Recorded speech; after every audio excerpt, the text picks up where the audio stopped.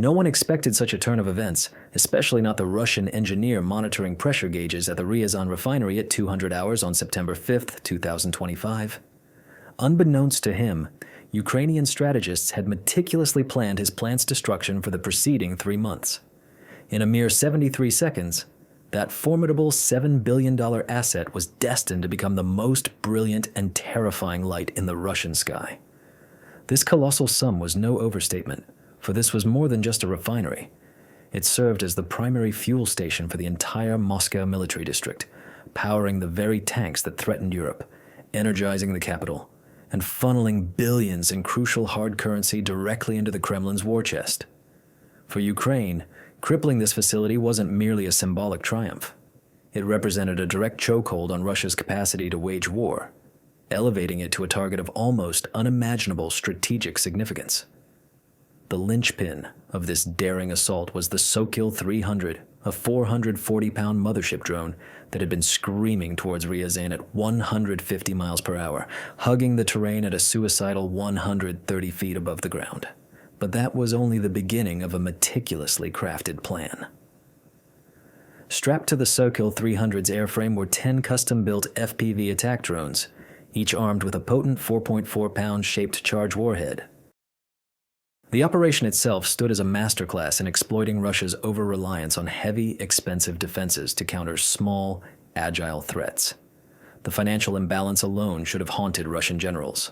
The Sokil-300 drone cost approximately $100,000, while the 10 FPV drones it carried were a mere $5,000 apiece. Their target, the ELO AVT-6 cracking unit, a single piece of infrastructure valued at $500 million within a $7 billion refinery, represented a catastrophic blow. Ukrainian intelligence had spent months precisely identifying this singular point of failure. This wasn't conventional warfare. It was the most brutal corporate takeover in history, and the stock was about to crash. At 15 minutes past midnight, long before the target was even a distant glimmer on the horizon, the Sokil-300 had lifted off from a concealed field in Sumy Oblast. For the next 90 minutes, its flight was a masterclass in leveraging the laws of physics. Hugging the terrain at 130 feet, it ingeniously utilized the very curvature of the Earth as its primary shield against Russia's expensive Nybo-M and Big Bird radars. This was no pre-programmed, straightforward trajectory. It was a winding, treacherous path, meticulously mapped through 3 months of relentless intelligence gathering. While U.S. satellite data provided the static overview, Ukrainian Leleka 100 scout drones furnished the real-time traffic report, painting a precise, invisible highway through the elusive gaps in Russian air defense. This entire audacious operation was born from 4 weeks of meticulous planning that pinpointed the refinery's Achilles heel. The choice of the Sokil mothership was not for spectacle. It was a cold, hard calculation of risk versus reward. Instead of launching dozens of long-range drones that could be picked off one by one, they opted to dispatch one larger, stealthier aircraft to deliver the knockout punch up close. It was akin to the difference between an archer firing a volley of arrows from a mile away and a hunter who quietly approaches to place the knife exactly where it needs to go. No one could have guessed what would happen next.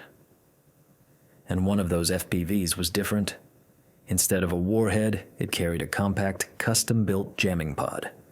Its sole purpose, to create a 10-second window of pure electronic chaos, blinding the S-400's primary radar at the most critical moment. It was the electronic equivalent of throwing sand in the goalie's eyes right before taking a penalty kick. At 2 minutes before 2 o'clock in the morning, just 12 miles from the refinery, the Sokil executed its ultimate purpose. It released its 10-drone payload and banked hard for home. That 12-mile mark wasn't a guess. It was a carefully calculated kill zone positioned just outside the maximum effective engagement range of the Pantsir S-1 air defense systems guarding the facility. Now, the Russians didn't guard their $7 billion asset with a chain-link fence and a sleepy security guard. This was a billion-dollar fortress constructed with the kind of arrogant overconfidence that only petrodollars could purchase. The outer wall comprised the formidable S-400 Triumph system, whose Big Bird and Nebo-M radars were specifically engineered to track strategic bombers and ballistic missiles up to 250 miles away. It was like acquiring a professional telescope to scan for alien invasions while completely overlooking the termites gnawing at the very foundations of your house. Get ready for a shocking turn of events. Then came the electronic moat, the Krasukha-4. This was no subtle jammer. It was a $200 million brute that blanketed 150 miles in every direction with such an overwhelming torrent of raw radio frequency noise that it could induce a satellite migraine. If anything, somehow managed to penetrate that electronic hurricane. 12 Pantsir S-1 complexes formed the inner wall. Each one was a $15 million self-contained death machine bristling with missiles and 30mm cannons, designed to shred anything that dared to get too close. Add 2 Mi-28 Havoc attack helicopters on permanent standby, and Spetsnaz patrols so bored they were likely playing cards, and you had the most expensive security system oil money could possibly buy. Inside a climate-controlled command vehicle, an operator named Sergei hadn't spilled his tea in a year. On his screen, the airspace was pristine. He had been thoroughly trained to believe that nothing could possibly touch this facility. He routinely saw reports of Ukrainian drone strikes on the front lines and scoffed. Children's toys, he'd tell his colleague. He had no idea that 10 of those toys were now deep within his kill zone, poised to deliver a brutal lesson. In modern warfare, it is not the cost of your weapon that ultimately counts, but the intelligence of the person wielding it. At 1 minute before 2 o'clock in the morning, 2 of the 10 FPV drones broke from the main pack and punched their throttles, climbing aggressively. Their mission wasn't to hit anything. It was to get painted by Russian radar.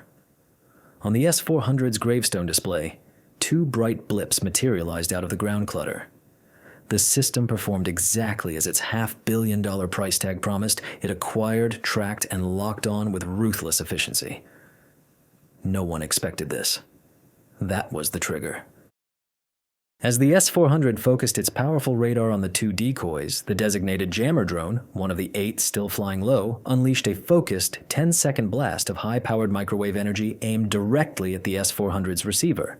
It was the electronic equivalent of someone pointing a high-beam flashlight directly into your eyes when you're fumbling for your keys in the dark. You're not entirely blind, but you certainly can't see a damn thing that matters. In that crucial window of engineered chaos, the 7 remaining attack drones slipped through the gap, completely undetected. The Krasukha-4 had effectively rendered GPS completely useless. Yet, these drones didn't need it. They were navigating using sophisticated solid-state gyros and accelerometers that meticulously tracked every change in velocity and direction. It was a sophisticated attack that would have disrupted most consumer drones, but these were not hobby shop gadgets. You can jam GPS, but you simply cannot fool inertial navigation. The electronic chess match was over. Ukraine had just checkmated a $1 billion defense with a 10-second bluff. At 200 hours, the first FPV impacted. Its target was not the ELU AVT-6, not yet. It was a secondary pipe rack. The 4.5-pound shaped charge detonated, its copper liner forming a high-velocity jet traveling at 25,000 feet per second. It didn't merely explode. It vaporized a precisely engineered hole through just over half an inch of steel at over 5,000 degrees Fahrenheit, instantly igniting the fuel inside. But that success created an immediate and unforeseen problem. A colossal column of thick, black, unburnt hydrocarbons billowed into the sky, completely blinding the optical cameras of the drones following it. This initial explosion served as the harsh slap in the face the Russians desperately needed. Suddenly, the entire electronic landscape shifted dramatically. The Krasukha-4 surged to life, pumping out enough raw RF energy to disrupt every civilian cell phone from that location to the next oblast. 2 Mi-28 Havoc gunships quickly cooled up, their pilots ordered to hunt for any electromagnetic signatures they could detect. The Russian Ministry of Defense would later claim 92 drones were shot down across the country, 8 of them specifically at Ryazan. But the reality on the ground was far more chaotic and devastating. The Russian operators intensified their electronic assault, moving beyond simple GPS jamming to sophisticated GPS spoofing, transmitting false satellite signals designed to trick the Ukrainian drones into believing they were somewhere over the Pacific Ocean. It was a sophisticated attack that would have disrupted most commercial systems, but again, these were not toy drones. Inside each custom FPV, precision solid-state gyros detected the precise discrepancy between the false GPS data and its actual physical movement. The inertial measurement units didn't need satellites. They meticulously tracked every change in velocity and direction using the fundamental laws of physics. You can spoof a satellite, but you cannot lie to Newton's laws of motion. Just then, shrapnel from a near miss by a Panzer missile shredded the propellers of the third drone. It began to tumble, crippled, but not destroyed. The operator, watching through his crystal-clear FPV feed, made a split-second decision that was equal parts brilliant and insane. Instead of allowing the drone to crash uselessly, he expertly guided its burning wreckage directly into a pool of spilled fuel from the first explosion, effectively using the drone itself as an incendiary device to complete the job. A river of fire now began to snake its way relentlessly toward the refinery's core, a self-inflicted wound that Russia never anticipated. The chess match was truly over. This was now just a knife fight in a burning room.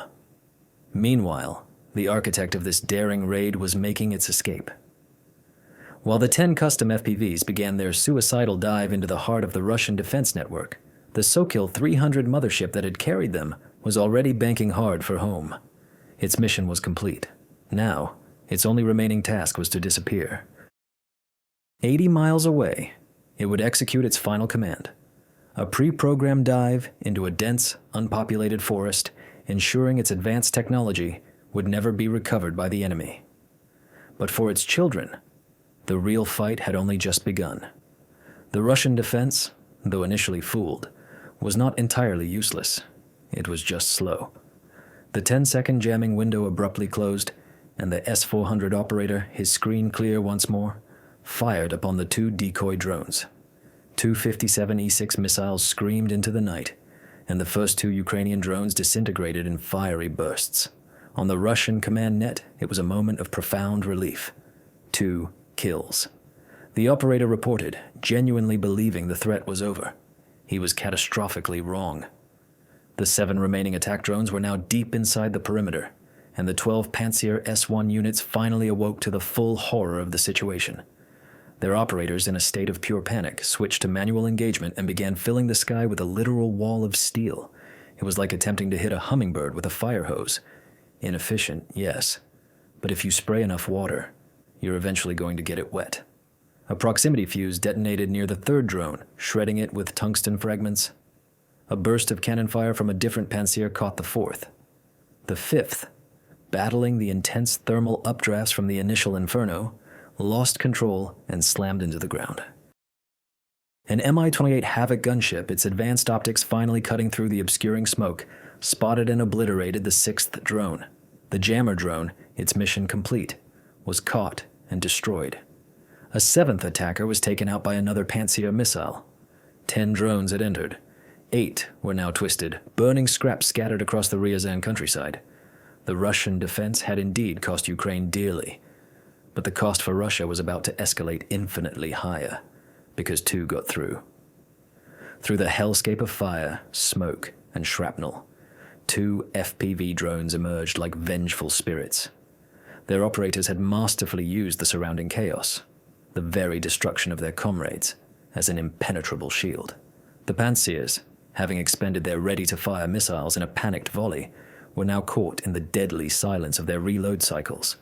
There was a critical 15-second lull in the defensive fire. What happened in the next few moments changed the course of history. On the screens of the 2 remaining Ukrainian operators, the ultimate prize materialized. The massive ELU AVT-6 cracking unit and its adjacent crude oil storage tank.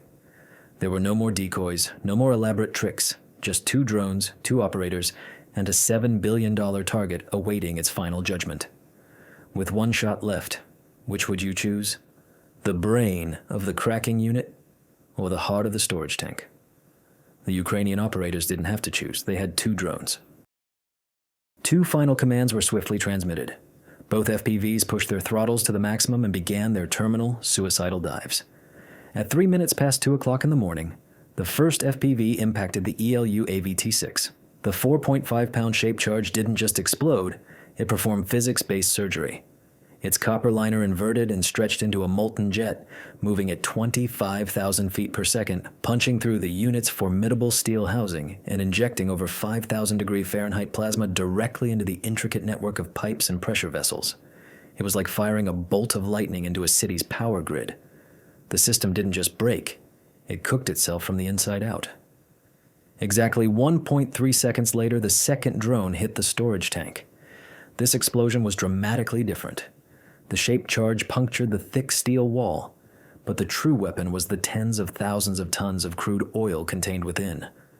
The fuel ignited instantly from the intense heat and pressure, shattering the tank's 20-millimeter steel walls like fragile glass. It was akin to shaking a can of soda for 5 minutes and then shooting it with a rifle. The horrifying result was a fireball so immense that NASA satellites would register it from orbit. The strategic fallout was immediate and utterly catastrophic for Russia. The destruction of the LU-AV-T6 and the subsequent uncontrollable fires crippled 50% of the Ryazan refinery's output. This single, devastating strike contributed to a 17% drop in Russia's entire national refining capacity.